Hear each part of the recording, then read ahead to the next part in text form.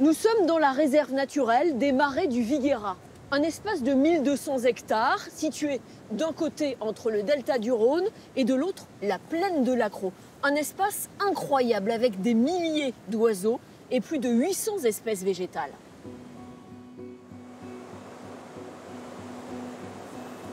Le marais du Viguera est propriété du Conservatoire du Littoral.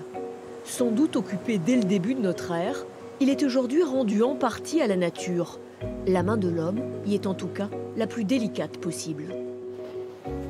David Grisme, bonjour, merci de nous accueillir. Vous êtes donc, vous, directeur de l'association Les Amis du Viguera. C'est vous qui gérez ce site? Oui, c'est nous qui gérons, enfin c'est notre association plus exactement, qui gérons les sites du marais du Viguera depuis 20 ans. Notre mission première, c'est d'abord de protéger un environnement qui est tout à fait exceptionnel. Mais comme on ne souhaite pas uniquement protéger pour protéger et mettre la nature sous cloche, on a aussi une activité d'accueil des publics pour montrer ce que nous protégeons, parce que dans un souci d'éducation et de sensibilisation à l'environnement. Il y a sacrément du vent aujourd'hui quand même. Ah oui, on est au pays de Mistral et du Mistral. Et donc voilà, nous sommes dans la plaine de Camargue, au débouché du Rhône. Et donc effectivement, le vent quand il souffle ici, souffle assez fort, mais fort heureusement pas tous les jours. Préserver et accueillir le public. Pour l'instant, 4 km de sentiers sont accessibles.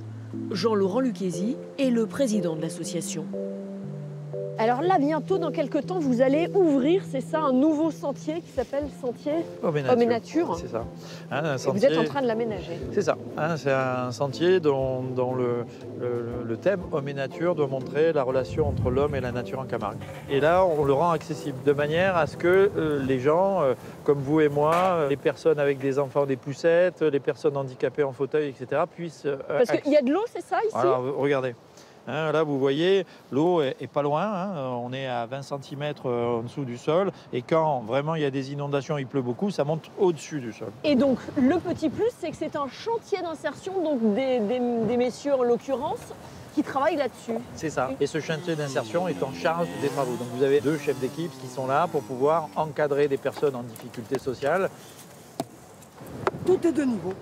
Lui, à la suite, tout est de niveau. Et le plancher sera tout de niveau.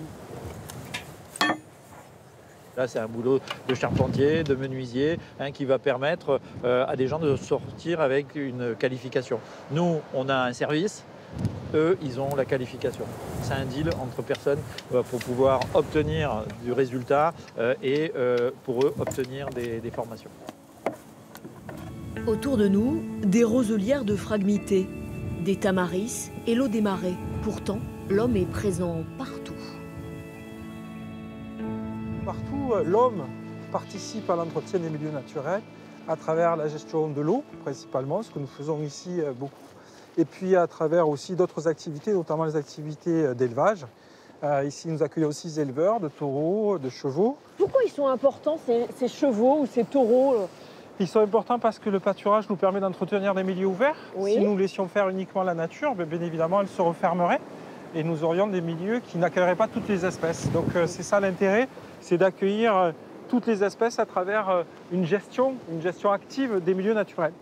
C'est vraiment une gestion qui donne un aspect naturel, mais où la main de l'homme est essentielle. On n'aurait vraiment pas le même résultat si nous n'intervenons pas sur nos sites.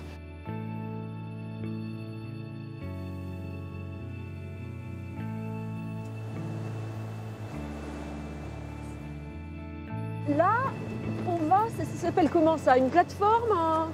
On est sur la plateforme du cabanon du rendez-vous. La plateforme du cabanon du rendez-vous. Et on a rendez-vous avec qui là en haut? Eh bien, on espère avec les oiseaux. Avec nous, pour découvrir les oiseaux, Hop.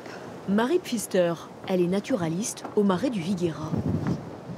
Alors, qu'est-ce qu'on voit d'ici? C'est quoi? C'est des flamants roses? Ah, le grand groupe d'oiseaux blancs, ouais, c'est des flamants roses. Quand il y a du vent comme ça, En général, ils se mettent à l'abri.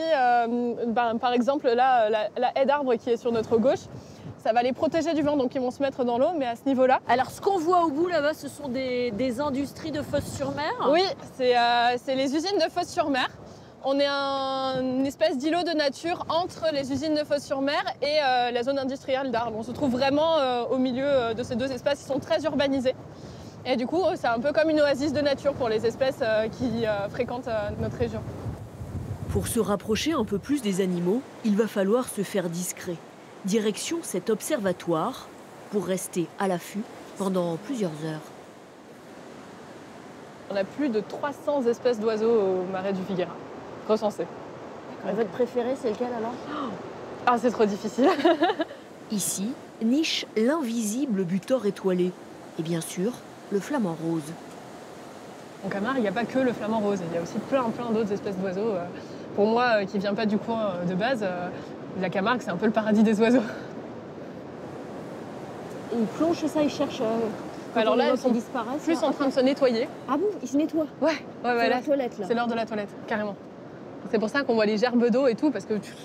Et sinon, ouais, la foulque, c'est aussi un oiseau qui va plonger pour chercher sa nourriture.